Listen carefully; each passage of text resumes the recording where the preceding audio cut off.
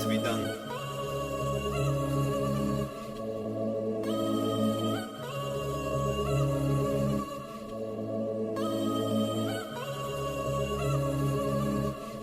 I'm gonna make this quick.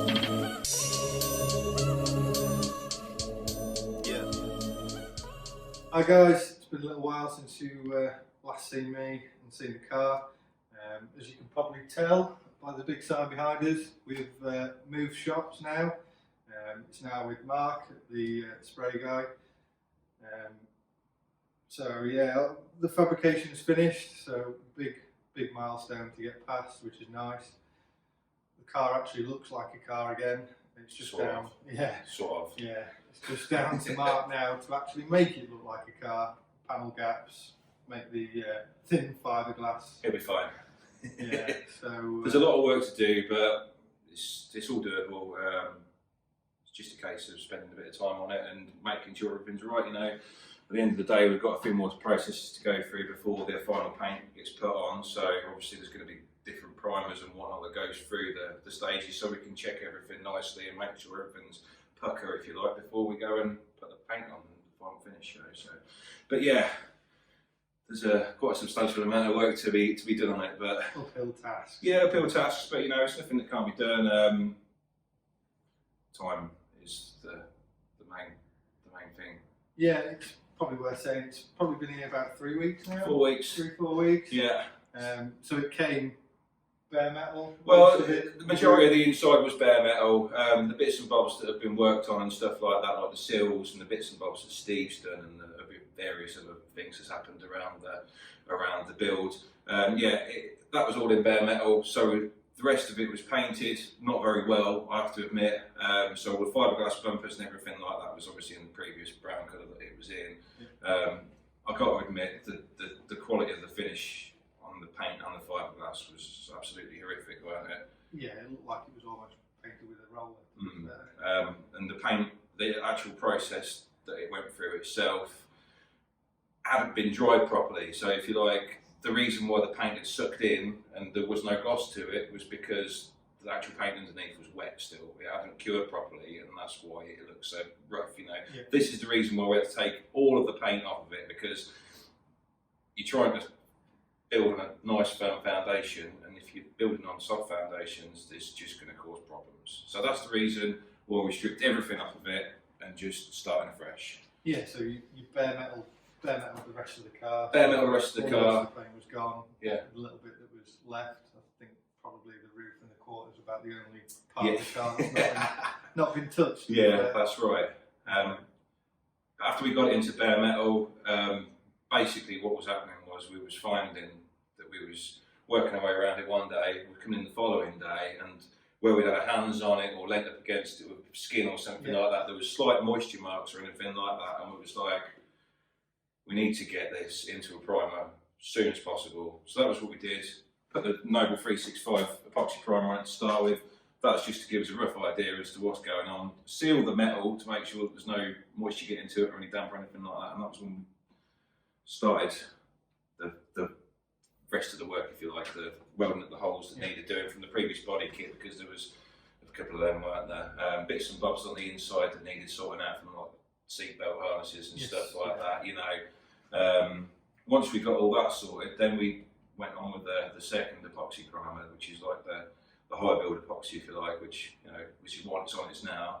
And it's wicked stuff, isn't it? Yeah, it's great. It's rock hard as well, really good. So. Rock hard, really thick. Looks as though you're never going to be able to tell 100% that it's going to be the corrosion properties from just the way something looks, but it's awesome stuff.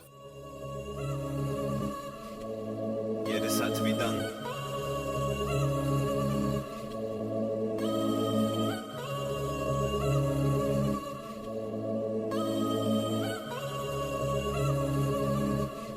I'm gonna make this quick. Yeah, I'll make this quick.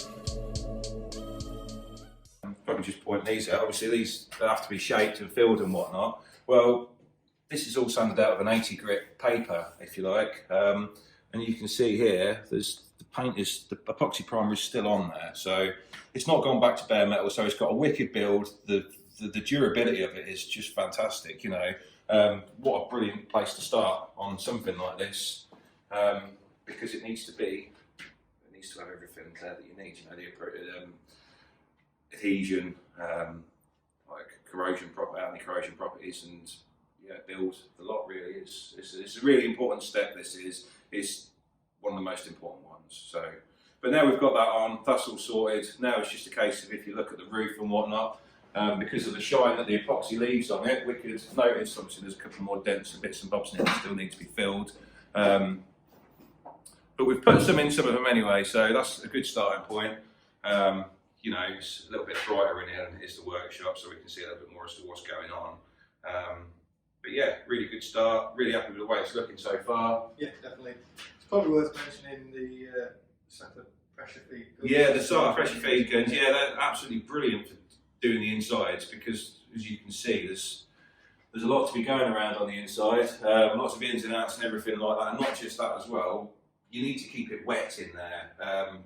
So having the 2 litres, the 2 litre pot was brilliant. Having the extended reach was really good as well. You know, being able to reach up and spray inside here, moving around, lovely. Yeah, excellent stuff. I mean, I've always rated SR spray guns, always have. The customer service is absolutely second to none. The quality of the guns is absolutely second to none. They've just, in the past few years, well, the past 10, 15 years, they've just got better and better and better, you know. So that's all I really use now.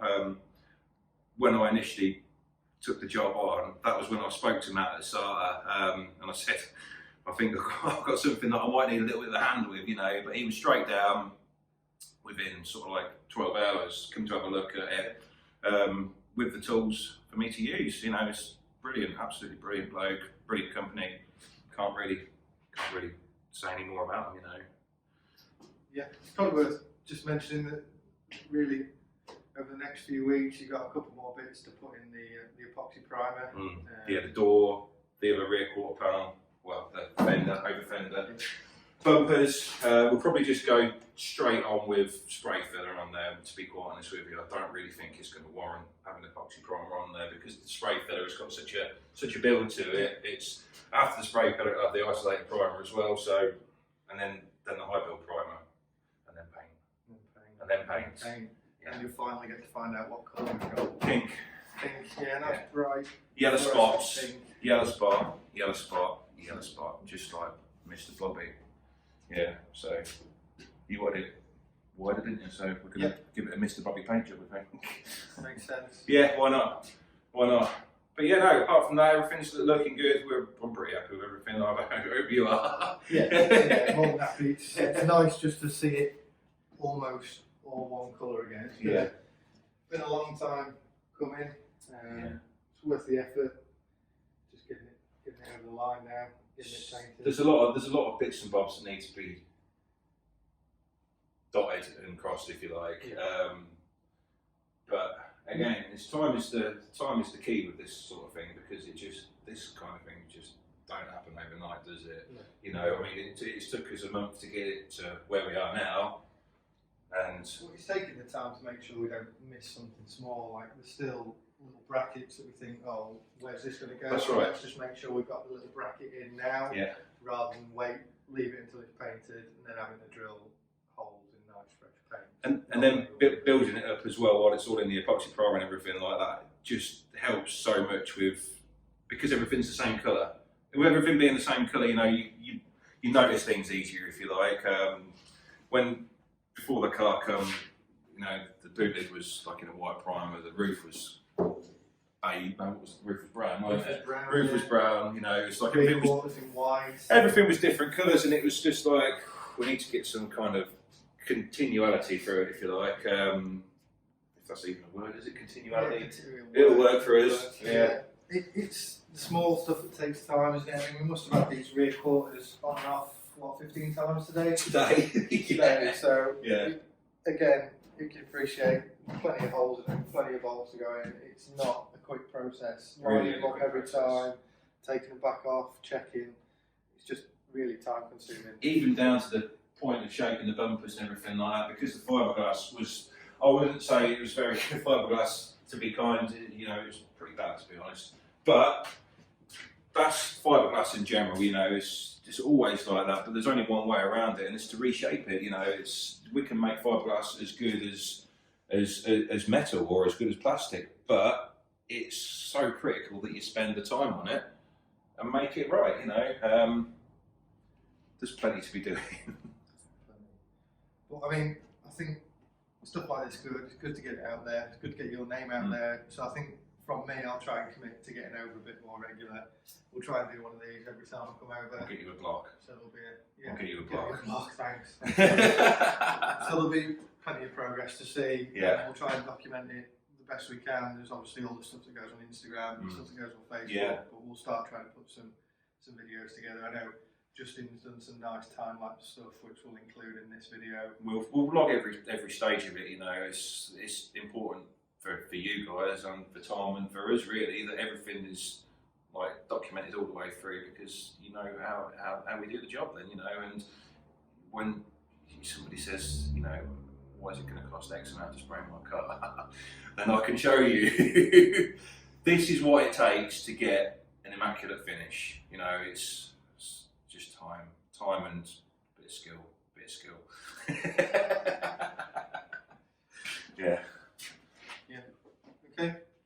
So, thanks for your time, Mark. So, okay, mate. Yeah, no problems. No problems at all. Thanks for talking through what we've done. Like I say, we'll get back down. Yeah. Catch you in action. Yeah. See you in your white suit. Yeah. We'll And, get Tom a block for that first, I think, because excellent. my shoulders are. So, I'm going to be able to get through the door soon. good job for the double doors. Yeah, good job the double doors down the bottom, yeah. Blocking, yeah. But there you go. All good fun. Okay. Cheers, guys. Cheers. Catch you soon. Bye.